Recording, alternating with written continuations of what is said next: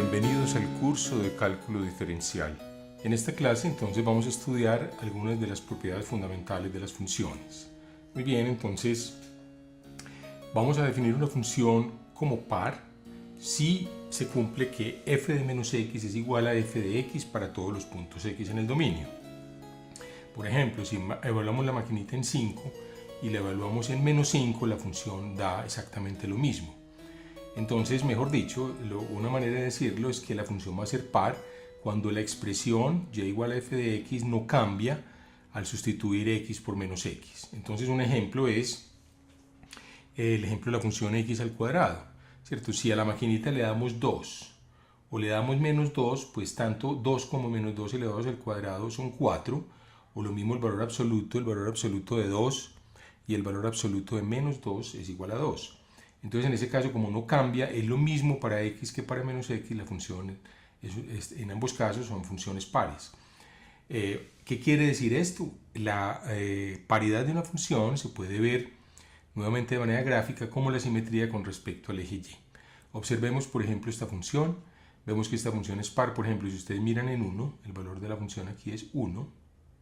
Y si miran en menos 1, pues el valor es 1. Ustedes ven que si trazamos cualquier recta con y constante, una recta horizontal, la función es simétrica, la parte izquierda y la parte derecha de la función es la misma.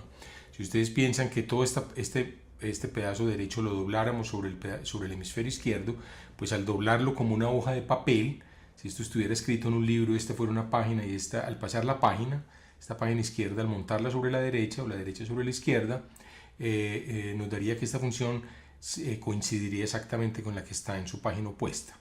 Entonces esa simetría con respecto a y es, digamos, la manera gráfica de evidenciar o de ver que la función es una función par. Y la función va a ser impar cuando el signo cambia. Es decir, para todo x en el dominio, f de menos x es menos f de x. Entonces las potencias, de ahí el nombre, ¿cierto? X al cuadrado se llama par porque el exponente es par. Cuando un exponente de tipo impar, un polinomio como x a la 3, va a tener la propiedad de que si lo evaluamos en menos x, pues menos x al cubo va a ser menos x por menos x por menos x, que es igual a menos x, ¿cierto? O sea, f de menos x va a ser menos f de x. Si ustedes quieren, cojamos un ejemplo. Por ejemplo, ¿cuánto sería f de 1? F de 1 es 1 al cubo, 1. ¿Cuánto sería f de menos 1? F de menos 1 sería menos 1 al cubo, y menos 1 al cubo es menos 1, como vemos aquí a la izquierda. Entonces, ¿qué pasa cuando la función es impar? Pues cuando la función es impar, pues lo que uno tiene es que si la función, digamos, sube aquí positiva, cuando nos desplazamos en el eje x negativo, la función va a bajar hacia el otro lado, teniendo la misma forma, conservando la misma forma. Por ejemplo, esta función, digamos, el valor en 1, digamos si es aproximadamente 1 y piquito, el valor en menos 1 es menos 1 y piquito, ¿cierto? Si el valor en 2 es 1,5, por decir algo, el valor en menos 2 sería menos 1,5, ¿de acuerdo? Entonces el gráfico es simétrico, lo que se llama simétrico con respecto al origen. Es decir, si tomamos un punto y lo unimos por una recta que pase por el origen, pues llegamos al mismo punto en el extremo del eje x negativo a igual distancia del origen, como se ve aquí con la recta que estamos trazando, ¿cierto? Bueno, entonces vamos a hacer algunos ejercicios de práctica para determinar si estas funciones son pares o impares, o puede que no sean ni par ni impar. No es que una función tenga que ser o bien par o bien impar, podría que fueran de ninguno de los dos estilos. Entonces vamos a analizar algunas funciones. Fijémonos en esta función, por ejemplo. Muy bien, entonces nuestra función f de x está dada por 4x2 más 5x6 menos 3x elevado a la 8. Entonces es un polinomio que tiene esta forma. Entonces simplemente para saber si es par o impar debemos sustituir a x por menos x y observar qué ocurre. Entonces calculemos f de menos x. Entonces f de menos x es 4 veces menos x al cuadrado más 5 veces menos x a la 6 menos 3 veces menos x elevado a la 8. Ahora sabemos muy bien que cualquier potencia par de un número, bien sea positivo o negativo, es la misma. Entonces Menos 1 menos x es lo mismo que menos 1 multiplicado por x, ¿cierto? Menos x al cuadrado es menos 1 al cuadrado, 1 por x al cuadrado, o sea, esto da 4 por x2. Entonces repito que estoy usando el hecho de que menos x es al cuadrado, es menos 1 por x, todo esto elevado al cuadrado. Entonces esto es menos 1 al cuadrado por x2, y menos 1 al cuadrado es 1, 1 por x2 igual a x2. Entonces cuando la potencia es par, igualmente cuando la potencia es 6, por el mismo razonamiento obtiene uno que este es x a la 6, ¿cierto? O sea, aquí lo vemos al lado izquierdo, menos x a la 6 es x a la 6, y menos x a la 8 es x a la 8. Entonces miren que la función no cambió. Esto es exactamente f de x. Entonces este es el caso, esta es una función par. Esta sería una función par, ¿de acuerdo? Entonces, tenemos que esta función es una función par, y veamos aquí a la izquierda su gráfica. Bueno, vamos a hacer otro ejemplo, vamos a determinar si f es par o impar, o si ninguna de las dos cosas ocurre. Entonces, la función f de x es 3x7 más 9x5 menos 3x8. Entonces vamos a aplicar la definición. Nos dice, vamos, la respuesta es que no va a ser ni par ni impar. Vamos a ver por qué. Entonces, ¿quién es f de menos x? Vamos a alimentar la maquinita con menos x. Entonces, hay que cambiar la x por menos x. O sea, donde antes aparecía x, vamos a escribir menos x. Recuerden, si f de x es una expresión en x, la maquinita evaluada en cualquier cosita, digamos en triangulito, sería 2 triangulito a la 7, más 9 triangulito a la 5, menos 3 triangulito a la 8. Si ese triangulito es menos x, pues sería 3 menos x a la 7, más 9 menos x a la 5, menos 3 menos x a la 8. Entonces, como estos son potencias negativas, recordemos menos x a la 7 es menos 1 por x a la 7, que es menos 1 a la 7 por x a la 7, o sea, menos x a la 7. Como vemos aquí a la izquierda, lo mismo también aquí para la potencia 5 y para la potencia 8. Entonces esta primera expresión nos da menos 3x7. Esta segunda nos da menos 9x5. Y esta última, perdón, a la 8, menos x a la 8, lo mismo que x a la 8. Entonces queda menos 3, que multiplica a menos x a la 8, que es x a la 8. Entonces vamos a compararla. ¿Es igual a esta expresión? No. Es menos f de x, que sería lo que tendríamos que mirar si la función, para que la función fuera impar.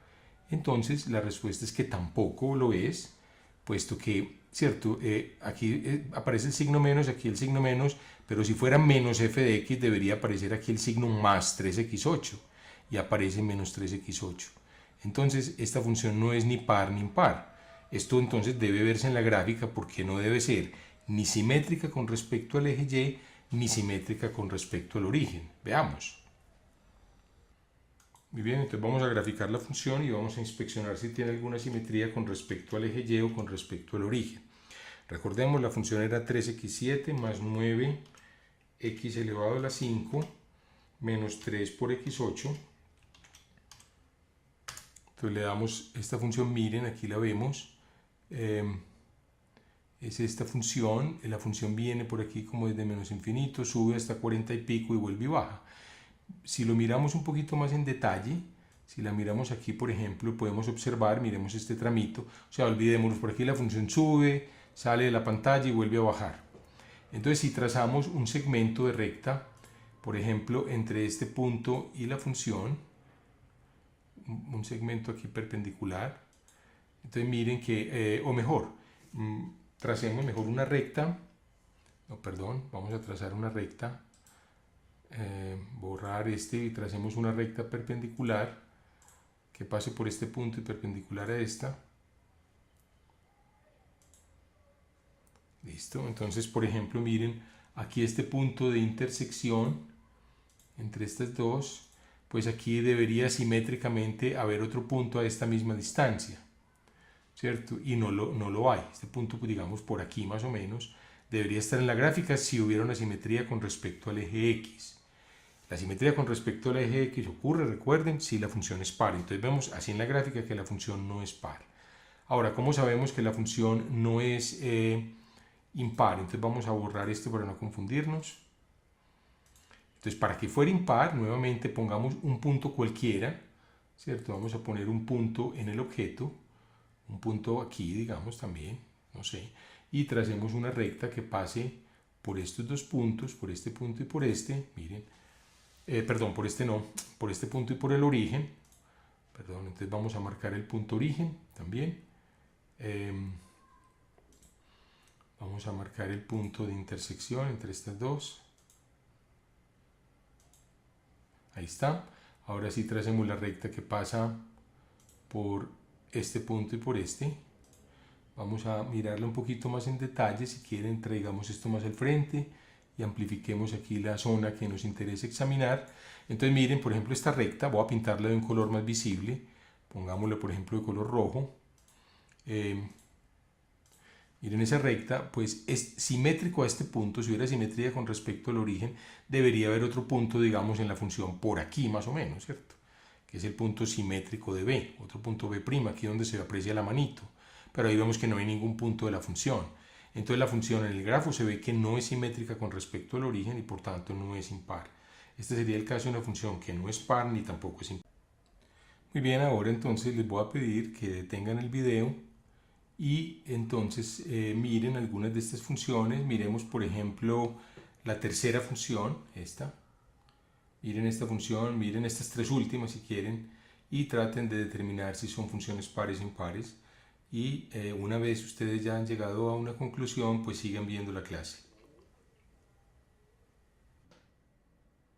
Muy bien, si miramos la función f de x igual, por ejemplo, a 2, tomemos esta raíz de x más 4. Entonces, si se evalúa en menos x, pues queda 2 veces raíz de menos x más 4. Entonces estamos tratando de determinar si esto es igual a f de x o es igual a menos f de x. Pero noten que hay un problema. ¿Qué pasa si x es negativo? Si x es positivo, perdón. Por ejemplo, ¿qué pasa si x es 1? ¿Cuánto sería f de menos 1? Pues el menos 1 no estaría en el rango de la función, ¿cierto? Porque quedaría 2 veces raíz cuadrada de menos 1 más 4. Esta no está definida. Entonces, para hablar de paridad se necesita que tanto x como menos x estén en el dominio de la función. Entonces esta es una función que no es par ni impar, porque en general menos x no está en el dominio. Entonces como menos x en general, en algunos casos podría estar, pero en general no está en el dominio,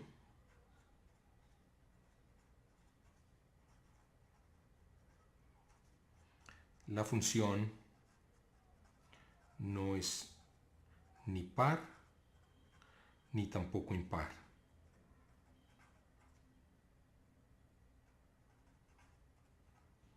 Ni tampoco impar. Muy bien. Entonces eso es lo que tendríamos. Miremos el otro caso.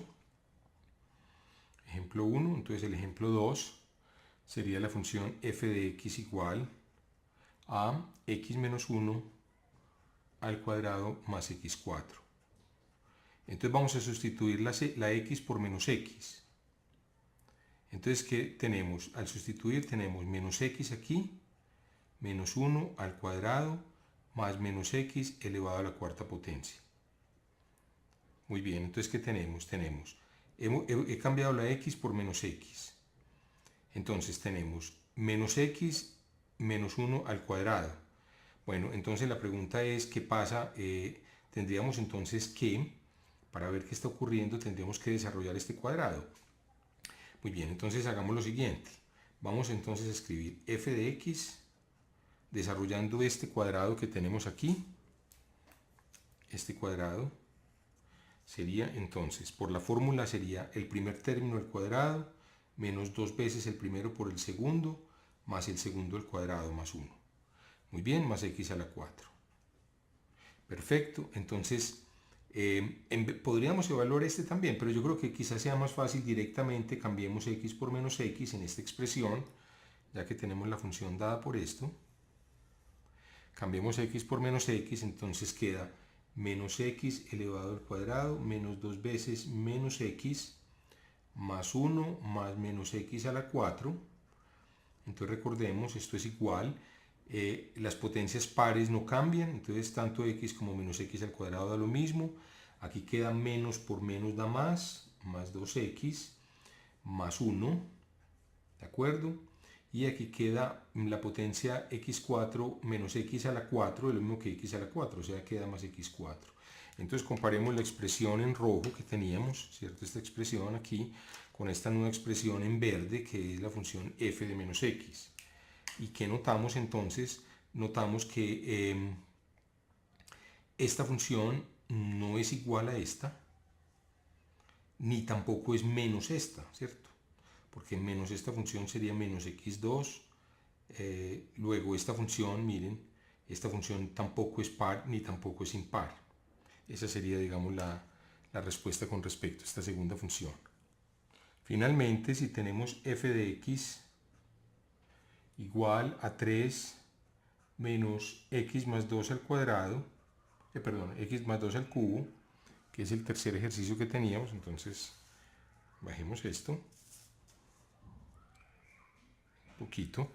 Muy bien, entonces aquí nuevamente vamos a reemplazar x por menos x, entonces queda menos x, queda 3 menos, o antes, más bien, hagamos lo mismo, calculémosla en más x, la misma función, es decir, voy a desarrollar este cuadrado.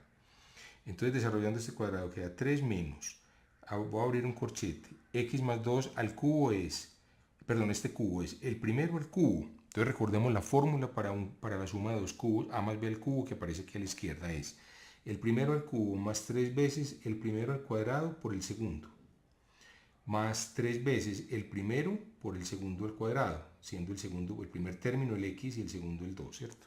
Este está jugando el papel de A y este el papel de B. Entonces repito, es este el cubo, más 3 veces este al cuadrado por este, más 3 veces este a la 1 por este al cuadrado, más 2 elevado al cubo, que es 8. Entonces, la función es 3 menos x3 menos 3 por 2 de una vez, menos 6x2. ¿Cierto? He multiplicado este 3 por este 2. Aquí queda lo mismo, multiplicamos el 2 al cuadrado, que es 4 por 3, 3 por 4, 12, más 12x, más este 2 al cubo era 8.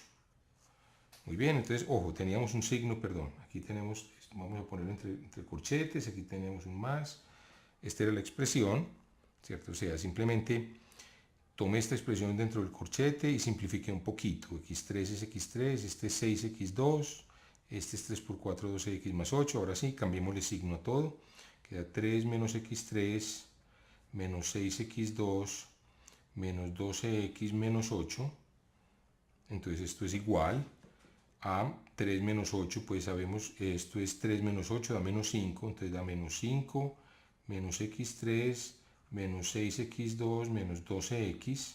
Si ustedes quieren, pongamos un menos adelante que cobije toda la expresión. Entonces voy a organizarla en potencias decrecientes, x3 más 6x2 más 12x más 5. O sea, comprobemos siempre que agrupemos, después de agrupar este paréntesis, si cambiáramos el signo queda menos x3, este término. Después queda menos este término, menos 6x2. ¿De acuerdo? Entonces queda menos x3, menos 6x2. Después este con este menos 12x, aquí está. Y después queda menos 5. Entonces vemos que es lo mismo. Entonces ya tenemos una expresión para f de x. Voy a sintetizarla aquí. F de x, vamos a escribir en limpio, en menos x3 más 6x2 más 12 por x más 5. Muy bien, entonces ¿cuánto es f de menos x? Ahora sí. Reemplacemos la x por menos x, queda menos x al cubo, 6 menos x al cuadrado, más 12 veces menos x más 5. Esto es igual entonces a menos, ahora queda menos x al cubo menos x3. Menos x al cuadrado no cambia, es x al cuadrado, o sea, 6x2. Menos 12x, ¿cierto? Quedaría 12 por menos x, es menos 12x más 5. Entonces miren lo que nos quedó. F de menos x sería menos esta expresión. Entonces menos esta expresión, pues si ustedes quieren, ahora aquí, pues ustedes quieren, ¿cuánto es f de x? Quitando el paréntesis sería menos x3, menos 6x2, menos 12x, menos 5. y este en cambio sería menos menos da x3 menos 6x2 más 12x menos 5. Entonces miren que esto no es igual a este, o sea, f de x es este, f de menos x es este. Entonces ninguna de las dos ni son iguales, ni esta tampoco se obtiene de esta cambiando el signo, porque al cambiar el signo a esta quedaría más x3 más 6x2, no menos 6x2. ¿De acuerdo? Entonces esta función f no es par ni tampoco es impar.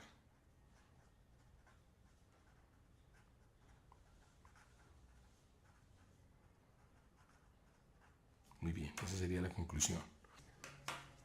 Muy bien, entonces tenemos ahora, vamos a estudiar dos propiedades más, que es la propiedad de inyectividad y sobreyectividad de una función. Entonces supongamos que f es una función que va de un conjunto A a un conjunto B.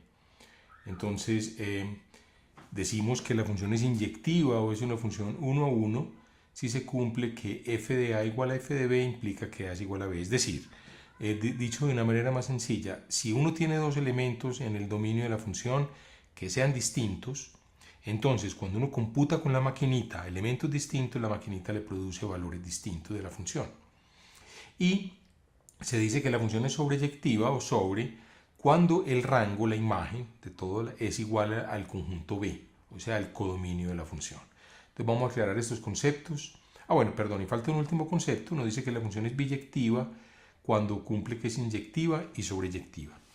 Entonces, de nuevo, una función es inyectiva, es una función en donde si A es un elemento distinto de B, entonces f de A tiene que ser distinto de f de B. Es decir, dos elementos distintos en el dominio reciben bajo la maquinita imágenes distintas. Y es sobreyectiva si el rango es todo el conjunto B. Y biyectiva cuando sea inyectiva y sobreyectiva. Entonces veamos esos dos casos. Vamos a considerar, por ejemplo, la función constante 4. Esta función pues obviamente no es inyectiva, ¿cierto? Es una función no inyectiva. Miremos el gráfico, cómo se reconoce precisamente en el gráfico. Entonces en el gráfico en general, aquí lo vemos a la izquierda, una función no va a ser inyectiva. Veamos el caso donde no es inyectiva. No va a ser inyectiva cuando dos puntos distintos del dominio tienen la misma altura, ¿cierto? Es decir, la maquinita produce lo mismo. Recuerden que la altura sobre el punto en la gráfica es el valor de la función. Entonces, la función no va a ser inyectiva si dos puntos para dos puntos de x, para dos puntos de x distintos, para dos puntos en el dominio de x distintos, la altura es la misma. Entonces, eso sería una función no inyectiva, cuando mejor dicho se repiten dos valores. Entonces el caso, por ejemplo, de f1 de x igual a 4, que es una función constante, pues de hecho todos los valores de x en el dominio reciben el mismo valor, que es 4. Y esto, digamos, es lo que no se puede, es lo que uno no quisiera pues que ocurriera. Entonces tampoco es sobre, porque si el codominio de la función son los números reales, entonces ciertamente uno no está tomando todos los posibles valores reales, solamente está tomando el valor 4. Ahora cojamos la recta 2x más 3. ¿Es esta una función inyectiva? Pues bueno, esta función es 1 a 1 y es sobre. Vamos a ver por qué razón entonces. Muy bien, entonces vamos a ver, para que sea inyectiva, entonces debemos ver que si uno toma dos valores distintos, entonces tomemos dos valores, llamémoslos x1 y x2 en el dominio.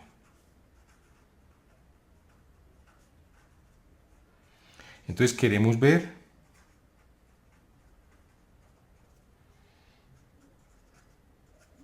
que f de x1 es distinto de f de x2, bueno, son dos en el dominio y que sean, digamos, distintos entre sí. Vamos a suponer que x1 es distinto de x2, son dos valores distintos.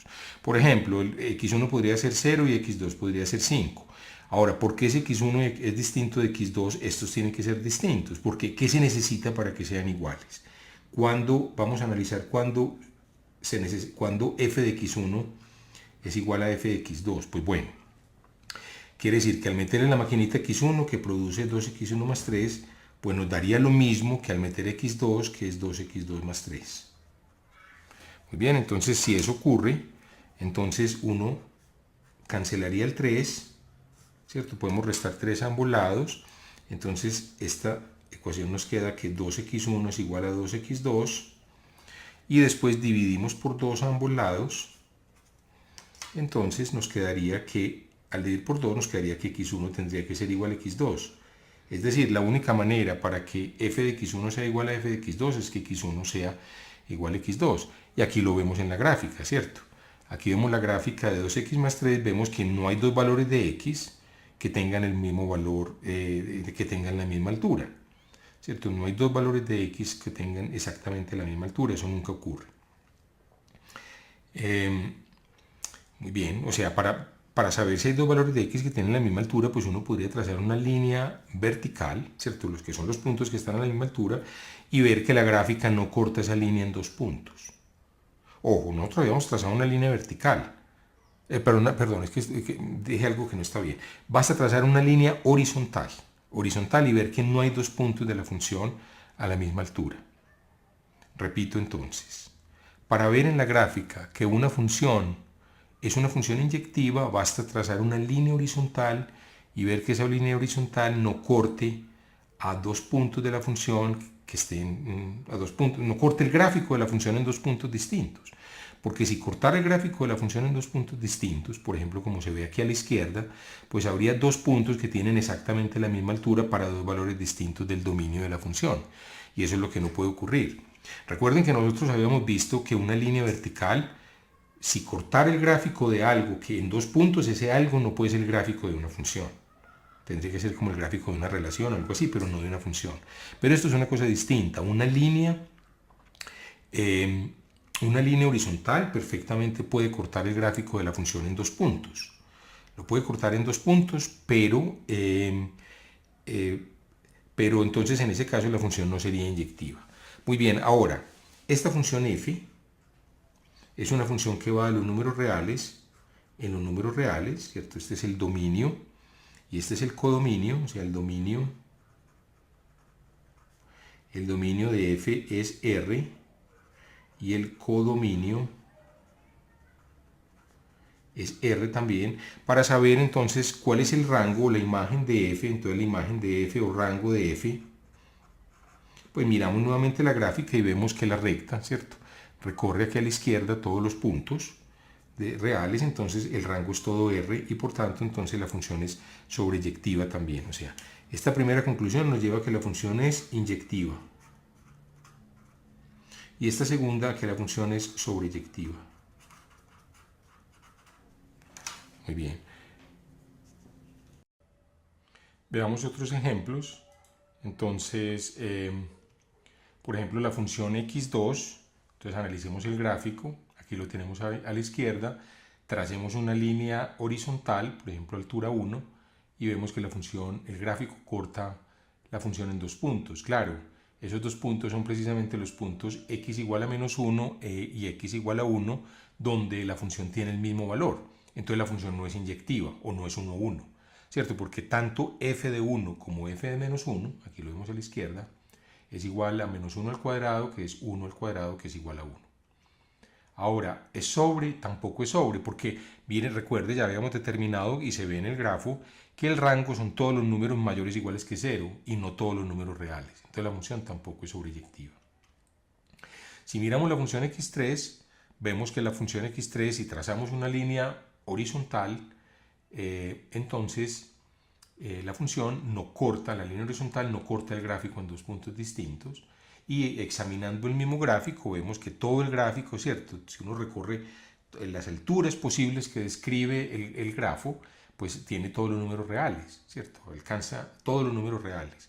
Para que sea sobreyectiva, recuerden, es que a uno le dan cualquier número real y entonces debe poder alcanzar ese número real. Por ejemplo, aquí lo vemos a la izquierda, si nos dan el valor 10, ¿cuánto debe ser la x para que la altura de la maquinita produzca 10? Bueno, se necesita encontrar un número tal que x al cubo sea igual a 10. Pues ese número es la raíz cúbica de 10. Y si el número fuera menos 10 o menos 20, pues entonces el x que necesitamos para que la maquinita produzca menos 20 es la raíz cúbica de menos 20. Y raíces cúbicas de números negativos están bien definidas, a diferencia de las raíces cuadradas de números negativos que no existen. Las de números negativos sí existen y por tanto entonces la maquinita alcanza ese valor. Alcanza ese valor y al alcanzar ese valor, como ese valor es, y alcanza cualquier otro valor arbitrario, ¿cierto? Cualquier otro valor real arbitrario, lo cual nos muestra que la función es sobreyectiva. Entonces esta sería una función 1, 1 y sobreyectiva. Yo creo que entonces con estos ejemplos tenemos ya suficientes elementos como para entender este concepto de inyectividad y sobreyectividad. Entonces, por ejemplo, en este último caso, como es una función 1 a 1 y sobre, entonces es lo que se llama una función biyectiva. Bueno, con esto hemos llegado al final de esta clase y los invito para que continúen viendo este curso virtual de cálculo diferencial. Muchas gracias por su atención.